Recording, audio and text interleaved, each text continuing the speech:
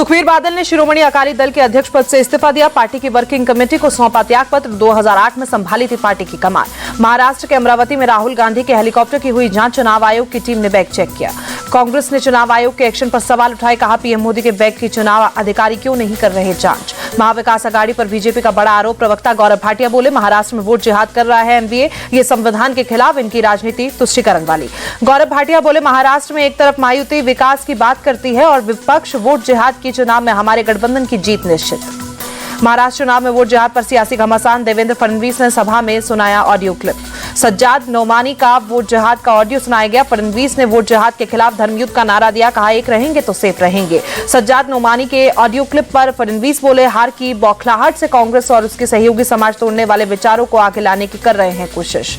Vote जिहाद को लेकर शरद पवार बोले, वोट जिहाद का मुद्दा फडणवीस से निकला, वो चुनाव को धार्मिक रंग देने की कोशिश में है। महाराष्ट्र के अमरावती में राहुल गांधी ने रैली को संबोधित किया। बोले, महाराष्ट्र में चोरी की हुई सरकार चल रही है। पीएम मोदी सिर्फ अपने उद्योगपति मित्रों को फायदा पहुंचा रहे हैं। राहुल गांधी ने पीएम मोदी पर निशाना साधा। बोला, हम कहते हैं देश संविधान से चलेगा, प्रधानमंत्री कहते हैं ये खोखली किताब है।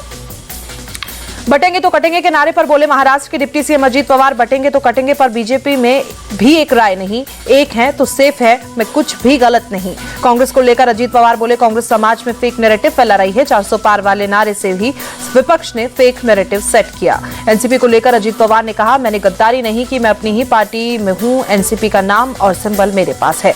मुख्यमंत्री बनने के सवाल पर अजीत पवार बोले, महाराष्ट्र का सीएम बनूंगा या नहीं, ये वक्त बताएगा। एआईएमआईएम चीफ असदुद्दीन ओवैसी का औरंगाबाद ईस्ट की रैली में विरोधियों पर हमला। कहा, कौन नमक हलाल और कौन नमक हराम, ये महाराष्ट्र की जनता 20 तारीख को तय करेगी। असदुद्दीन ओवैसी ने सभी विरोधियों पर लगाया आरोप। कहा, इनका मकसद एआईएमआईएम के उम्मीदवार को हराना। ये जानते हैं 2 भी जीत गए तो 288 पर भारी पड़ेंगे। पीएम मोदी ने मेरा बूथ सबसे मजबूत कार्यक्रम में महाराष्ट्र के कार्यकर्ताओं से किया संवाद। बोले, महाराष्ट्र के लोग महायुति के काम से खुश, हमारी जीत पक्की है।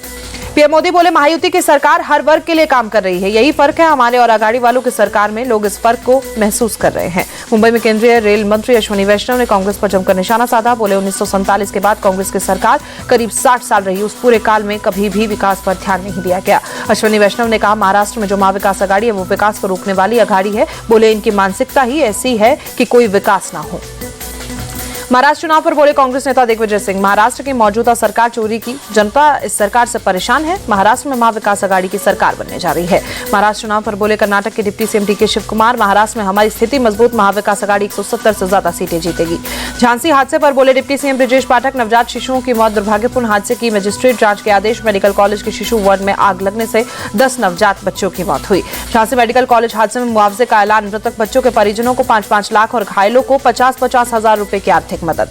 झांसी मेडिकल कॉलेज हादसे पर प्रधानमंत्री राष्ट्रीय राहत कोष से भी मुआवजे का ऐलान। मृतक बच्चों के परिजनों को 2-2 लाख और घायलों को 50-50 हजार रुपए की आर्थिक मदद। पीएम मोदी ने झांसी मेडिकल कॉलेज हादसे पर दुख जताया। ट्वीट कर लिखा, जिन्होंने अपने मासूम बच्चों को खोया उनके प्रति गहरी संवेदना।